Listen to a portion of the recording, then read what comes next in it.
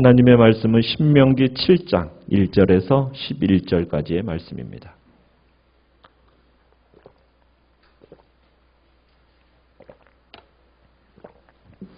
신명기 7장 1절에서 11절의 말씀 교독합니다.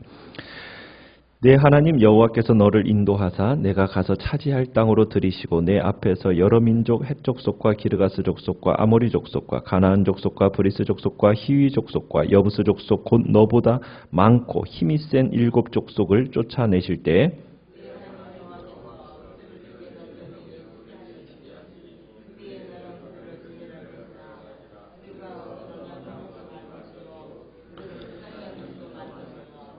또 그들과 혼인한 일도 말지니 내 딸을 그들의 아들에게 주지 말 것이요 그들의 딸도 내 며느리로 삼지 말 것은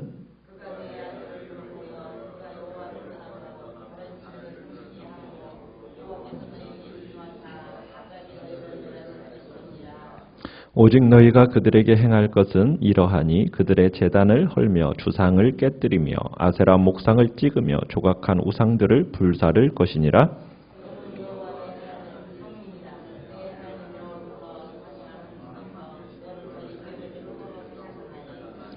여호와께서 너희를 기뻐하시고 너희를 택하심은 너희가 다른 민족보다 수요가 많기 때문이 아니니라. 너희는 오히려 모든 민족 중에 가장 적으니라.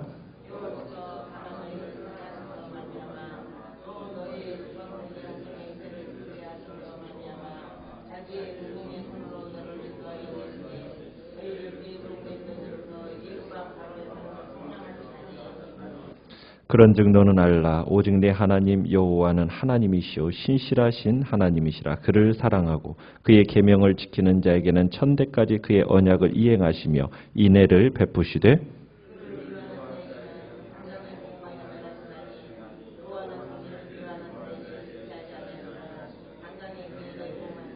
같이 읽습니다. 그런즉 너는 오늘 내가 내게 명하는 명령과 규례와 법도를 지켜 행할지니라. 아멘. 오늘 말씀의 제목은 널 사랑하는 이유가 있다면 오히려라는 제목으로 말씀을 나눕니다. 이스라엘 백성들을 훈계하시는 이 말씀은 약속의 땅을 눈앞에 두고 그 땅에 들어가서 어떻게 살 것인가를 가르치는 내용입니다. 그 내용은 가나안 사람들과 그들의 예배의 대상을 철저하게 진멸하라는 여호와의 지시를 반복하고 그 이유를 설명하고 있습니다. 자, 가나안 족속에는 1절에 보시면 어떤 족속들이 살고 있습니까? 헷 족속, 기르가스 족속, 아모리 족속, 가나안 족속, 브리스 족속, 히위 족속, 여부스 족속 그렇게 이스라엘보다도 많고 힘이 센 7 족속이 살고 있었습니다. 자, 하나님께서는 이 가나안 7 족속을 이스라엘의 손에 맡기셔서 가나안 땅에서 쫓아내시려고 합니다. 이스라엘이 가나안을 차지할 수 있는 이유는 그 땅을 하나님께서 맡기셔서 이렇게 차지할 수 있도록 하나님이 진두지휘하시기 때문에 그래서 쫓아낼 수가 있는 겁니다. 이들은 강한 민족입니다. 큰 민족이고 참으로 힘이 센 족속들이에요. 그런데 이들을 쫓아낼 수 있게 되는 것은 하나님이 승리하게 하시기 때문이라는 거예요. 군사적인 능력만을 따진다면 이 민족은 이스라엘과 그만큼 정복전쟁을 이끌 만한 힘이 이스라엘에게는 없습니다. 자신의 노력으로 이 땅을 차지할 수가 없다라는 겁니다. 그 땅에 입성하게 되는 것은 오직 여호와 하나님이 하게 하시기 때문에 승리케 하시기 때문에 가능하다라는 것을 이야기를 합니다. 그러면서 그들에게 몇 가지를 요구를 하죠. 이스라엘 땅에 들어가서 반드시 해야 할 일, 그리고 하지 말아야 할 일, 그것에 대해서 이야기를 합니다. 자, 해야 할 일은 무엇이냐면 2절에 보시면 내 하나님 여호와께서 그들을 내게 넘겨 내게 치게 하시리니. 무슨 얘기냐면 가나안 땅을 정복하고 쟁취하라는 얘기입니다. 가만히 앉아서 구경만 하는 게 아니에요. 여호와께서 주시면은 그냥 받는 게 아니라 지금 이스라엘 백성들에게 뭘 요구하시는 겁니까? 내게 넘긴다 할 때 네게 뭐 하라고요? 치게 하시리니. 무슨 얘기입니까? 정복 전쟁을 수행해야 된다는 거예요. 이스라엘 백성들이 수행해야 된다는 얘기입니다. 약속의 땅에 들어있는 그 7 족속들과 전쟁을 해야 된다는 얘기예요. 가나안 전쟁은 하나님이 하시는 일이긴 합니다. 그러나 이스라엘 백성들에도 뭐가 요구되어지는 겁니까? 가서 전쟁을 수행해야 할 그 요구가 지금 이스라엘 백성들에게 지금 요구되어지는 거예요. 그래서 가나안 전쟁은 하나님이 하시는 일이기 때문에 이미 결과는 승리로 판가름이 나 있습니다. 자, 그 다음에 그들과 어떤 관계를 맺으며 살아가야 할지를 이제 말씀을 하세요. 하지 말아야 할 걸 말씀하시는 거죠. 뭘 하지 말아야 됩니까? 2절에 보면은 언약을 하지 말라. 언약을 맺어서는 안 된다는 거죠. 그 다음에 불쌍히 여기지도 말라. 그 다음에 3절에서는 혼인하지도 말라. 자녀들의 배우자 그들에게 얻거나 주어서 안 된다. 왜 그럴까요? 이스라엘이 하나님의 백성이라는 그 정체성을 유지하려면 이 우상숭배자들하고 결코 결혼해서는 안 된다는 겁니다. 언약이라는 것, 통혼이라는 것, 어떤 인간적인 사회적인 관계를 절대로 맺지 말라는 겁니다. 왜 맺지 말아야 되는가? 관계를 갖지 말아야 하는가? 그 이유를 4절에 설명하고 있죠. 왜 그렇습니까? 그들이 이스라엘 아들들을 유혹해서 여호와를 떠나 다른 신을 섬기게 할 것이기 때문이라는 거죠. 그러면은 다른 신을 섬기게 되면 어떤 일이 벌어집니까? 하나님께서 이스라엘에게 진노하셔서 오히려 이스라엘을 갑자기 망하게 하실 것이라는 거예요. 그래서 절대로 그 신들을 따라가서는 안 됩니다. 도리어 5절에 가보면은 어떻게 하라고요? 그들의 제단을 헐으라고요. 주상을 깨트리라고, 아세라 목상을 찍으라고, 조각한 무상들을 불사르라고 지금 얘기하고 있습니다. 그러니까 이방신, 이방의 신상들 섬겨야 할 대상이 아니라 진멸의 대상이다 지금 얘기하는 거예요. 왜 이것을 지켜야 합니까? 왜 하나님만 섬겨야 되고 왜 하나님의 말씀대로만 살아야 됩니까? 6절에 보면은 너희는 하나님께 속했기 때문이라는 거예요. 하나님의 거룩한 백성이기 때문이라는 거죠. 하나님의 뭐라고 얘기하고 있습니까? 6절에서는 여호와 내 하나님의 성민이라. 성민이라는 게 무슨 뜻입니까? 거룩한 백성이기 때문에 이 말씀대로 살아야 된다는 거예요. 여호와께 거룩하다라는 의미는 어떤 의미입니까? 아내가 남편에게 특별한 것처럼 이스라엘 너희는 하나님께 특별한 존재라는 거예요. 하나님이 이처럼 특별한 관계를 맺기 위해서 온 세상 만민들 중에서 너희 이스라엘을 선택했다라는 겁니다. 그래서 모세는 지금 이스라엘이 이러한 이치에 오르게 된 것이 너희들의 노력이나 신분으로도 이루어진 것이 아니라 오직 하나님의 일방적인 은혜, 하나님의 그 일방적인 은혜로 말미암아 이렇게 비롯되어졌다는 것을 강하게 지금 강조를 합니다. 그러면서 또 6절에서 하나님의 거룩한 백성이기 때문에 지금 이제 이렇게 행해야 될 것과 또 이스라엘이 가나안 사람들을 진멸해야 되는 또 다른 이유는 6절에 또 뭐라고 얘기하고 있습니까? 하나님이 지산 망민 중에서 이스라엘을 택하여서 뭘로 삼으셨다? 자기 기업으로 삼으셨다. 이렇게 얘기하고 있어요.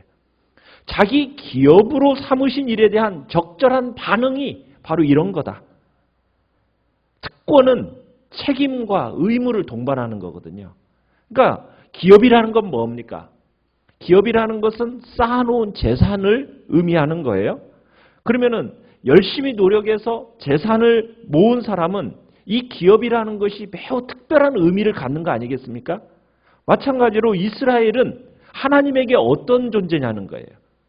온 우주를 소유하시는 하나님이 매우 아주 특별한 사랑과 애착을 가지고 있는 존재가 바로 누구라고요? 바로 이스라엘 너희다. 정말 내가 너희를 향한 특별한 애착과 사랑을 가지고 아끼는 보배가 바로 너희다라는 것을 지금 얘기하고 있는 겁니다. 그러면은 내가 너희를 그렇게 보배처럼 아끼면은 어떻게 살아야 된다는 거예요? 너희는 보배처럼 살아야 된다는 거예요. 하나님의 거룩한 기업으로서 책임을 강조하고 있는 겁니다. 하나님의 기업으로 살아간다는 것은 어떻게 살아가는 거냐? 절대로 너희 눈을 우상에 한눈 팔지 말라는 거죠. 하나님과의 관계를 위협할 수 있는 모든 거 어떻게 하라고요? 다 진멸하라고. 어떠한 일도 정말 하지 않는, 그 위협할 수 있는 어떠한 일도 않는 그 책임을 동반하고 있는 겁니다. 지금 하나님께서 이스라엘을 천하 만민 가운데서 택하셨어요. 성민으로 부르셨어요. 이건 정말 특권이지 않습니까? 이스라엘에게 주어진 놀라운 특별한 복이에요. 그러면 왜 하나님은 이스라엘을 모든 민족 가운데서 어떻게 왜 이 민족을 택하셨는가? 그 택하신 이유를 이제 7절부터 설명을 합니다. 그 이유는 뭐예요? 이스라엘이 다른 민족보다 숫자가 많아서일까요? 우월해서일까요? 아닙니다. 그런 게 아니라는 거예요.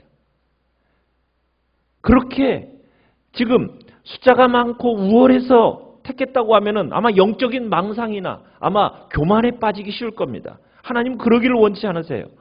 하나님의 선택이 잘못하면 자기만족으로 위험한 자기만족을 유발시킬 수 있기 때문에 하나님이 왜 너희를 선택하셨는가? 7절에 뭐라고 얘기합니까? 너희를 기뻐하시고 너희를 택하심은 첫 번째, 너희가 다른 민족보다 수요가 많기 때문이 아니라 오히려 어떻기 때문에?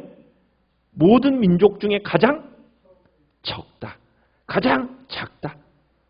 수요가 많거나 군사력이 강해서가 아니에요. 그래서 그들을 택한 게 아닙니다. 가장 작고 불쌍하고 비참하고 어리석고 거짓되기 때문에 너희를 택한 거다. 이 작은 민족을 통해서 뭘 나타내고자? 하나님의 그 권능과 위대함을 나타내시고자 한 거예요. 우리를 택하신 이유도 마찬가지입니다. 우리가 남들보다도 조금 더 나은 구석이 있어서 하나님이 우리를 택하신 걸까요? 아니라는 거예요. 그렇게 생각한다면 착각이라는 거죠. 오히려 우리는 부족하고 연약하기 때문에 하나님께서 내가 널 사랑한다고 말씀하신다는 거예요. 두 번째로 8절에서는 여호와께서 다만 너희를 사랑하심으로 말미암아 이렇게 말씀을 하고 있어요. 여호와께서 이스라엘을 기뻐하고 선택하신 이유는 뭐라고요? 다만 이스라엘에 대한 하나님의 무조건적인 사랑 때문이라는 거예요. 사랑 때문에 선택하신 거예요. 어떤 자격이 있어서 선택한 게 아닙니다. 사랑받을 만한 어떤 모습이 있어서 사랑하시는 게 아니에요. 아무런 이유 없습니다. 조건 없이 내가 너희를 사랑한다. 지금 이렇게 얘기하시는 거예요. 세 번째는 7절에서 또 얘기하죠. 8절에서 뭐라고 얘기합니까? 너희 조상들에게 하신 맹세를 지키기 위해서 내가 너희를 택했다. 하나님께서 일찍이 이 아브라함을 통해서 세상 만민에게 복을 주겠다고 약속하셨고 가나안 땅을 주겠다고 약속하셨어요. 참으로 그 아브라함의 후손들이 계기되어서 400년 동안 참으로 애굽에서 종살이할 것, 그리고 그 후에 가나안 땅으로 돌아와서 그 땅을 너희들의 자손들에게 줄 거라고 하나님이 약속하셨는데 그 약속을 지키기 위해서 지금 그 땅을 주신다는 거예요. 여호와 하나님은 어떤 하나님이요? 신실하신 하나님이시라는 거죠. 그래서 8절 끝에 애굽 왕 바로의 손에서 속량했다. 속량이라는 단어는 뭡니까? 값을 지불하고 샀다. 바로의 노예했던 너희를 내가 값을 지불하고 샀다. 이스라엘 백성, 이들은 하나님께 사랑받을 자격이 없는 존재입니다. 그런 존재가 사랑을 받을 때 어떻게 해야 됩니까? 모세는 두 가지로 얘기를 하는 거예요. 9절에서. 뭐라고요? 뭘 요구하고 있습니까? 어떻게 그 사랑에 반응해야 된다고요?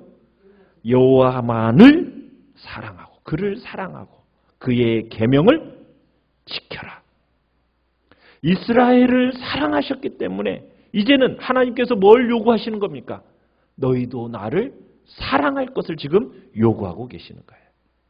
여러분, 이게 성경에서 가장 어떻게 보면 놀라운 대목 중에 하나입니다. 하나님이 우리를 사랑하셨다. 여러분, 사랑이라는 것은 대등한 인격적인 존재로서 관계를 맺기를 원한다는 거예요. 우리를 하나님은 어떤 밑에 두고 하등한 존재로 생각하는 게 아니라 하나님과 동등한 존재로 관계를 맺어가는 것이 뭐라고요? 사랑이에요. 그런데 하나님이 내가 너를 사랑하고 너희도 나를 뭐해라? 사랑해라. 하나님만 섬기고 하나님만을 바라보기를 원하시는 거예요. 그렇지 않으면 하나님이 어떻게 하신다고요? 너에게 벌을 주신다는 거죠. 벌을 주는 기준이 윤리적이거나 도덕적인 기준이 아닙니다. 사랑의 차원이에요. 사랑의 차원. 하나님이 우리를 사랑하시기 때문에 질투의 하나님이라고 그러세요. 그죠? 질투라는 것은 사랑의 또 다른 이면이라고 말씀을 드렸어요. 동전의 앞뒷면이라고 말씀드렸어요. 하나님이 왜 우리에게 화를 내세요? 질투하시고 분노하시는 이유가 뭐예요? 사랑하니까 그런 거예요. 독점적인 사랑을 원하는 거예요. 그래서 그 사랑을 지금 요구하고 계시는 거예요. 사랑은 독점하는 거거든요. 사랑이라는 것은 그 마음 일부만 차지해서는 그건 사랑이 아니잖아요. 사랑은 어느 정도를 원하는 겁니까? 99%를 드리고 1%는 다른 데 쓸 수 있는 건가요? 그런 게 아니라는 거죠. 사랑이라는 것은 100% 전심으로 오직 하나님만을 바라보는 것이 사랑이라는 거예요. 하나님도 지금 우리를 어떻게 하고 계시기 때문에 사랑하고 계시죠. 전적으로 우리만을 바라보고 계시기 때문에. 그래서 절대로 그 원주민들의 신을 섬기지 말라는 거예요. 이방 신을 제하라는 거예요. 거듭거듭 말씀하시는 거예요. 하나님이 우리에게 요구하시는 것. 하나님이 나는 너희만 알았다는 거예요. 너희만 바라보고 너희만 알았다. 내가 너희를 그렇게 사랑하니 너희도 나를 어떻게 해라? 그 반응으로 사랑해 달라는 거예요. 나만을 좀 바라봐 달라는 거예요. 이건 대단한 특권 아닌가요? 하나님의 사랑을 받는 것도 대단한 특권이지만 하나님께서 우리에게 나를 사랑해 달라고 하는 것도 어떻게 보면 말도 안 되는 대단한 명령이요 특권인 거예요. 영광인 겁니다. 하나님이 사랑하시는 하나님의 그분의 소유로 우리를 삼으셨습니다. 자기의 특별한 기업으로 우리를 삼으셨습니다. 그리고는 우리에게 이제는 어떻게 살아가라고요? 하나님의 의와 진리로 거룩함으로 지으심을 받은 자답게 새롭게 새 사람으로 만들어졌으니 새 사람답게 살아가라. 하나님의 사랑을 입은 자답게 살아가라. 그 사랑에 보답하는 양 살아가라. 이게 신앙생활에 있어서 중요한 본질인 겁니다. 하나님의 자녀로서 우리가 구원함을 받고 이 존재가 변화된 자로서 새로운 신분된 자로서 우리가 그런 존재로 하나님이 부르셨다는 것을 기억하면서 오늘 한 날도 정말 주님을 향한 그 오로지 한 마음, 사랑의 마음으로 주님의 그 사랑과 그분의 말씀에 순종하는 복된 자리에 있기를 간절히 바랍니다. 주님의 그 변함없는 사랑 앞에서 정말 나를 이렇게까지 사랑하시나 하는 그 사랑에 감격하시고 여러분의 마음에 어떠한 실수와 연약함이 보이더라도 그렇기 때문에 나를 선택하셔 부르셔서 사랑하고 계신다는 것에 감사하고 감격하면서 여러분의 자존감들을 회복하시고 주님의 뜻 따라 성민답게 살아가는 복된 자리에 있기를 간절히 축원합니다. 오늘 말씀을 생각하시면서 기도하시고요. 이번 주에 있을 유치부 성경학교를 위해서 기도해 주시기 바랍니다. 연약한 우리 지체들 하나님의 능력 안에서 온전한 치유와 회복을 놓고